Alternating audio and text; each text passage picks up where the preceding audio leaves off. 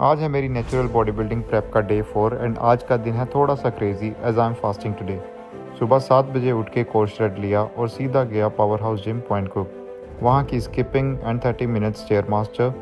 दिन में गया डेरिमट जिम और वहाँ बेन और अंकित के साथ किया shoulder workout. Started with cable rear डेड fly, then shoulder press, then lateral raise and finished with some abs. आज जब मैंने मसल प्रेस पेज की नोटिफिकेशन चेक की तो देखा एक फेमस रेसलर सतनाम ने रील लाइक की हुई है। Muscle press reels are going everywhere. Evening में हाई पॉइंट जाके की थोड़ी सी शॉपिंग और आज का डे फिनिश।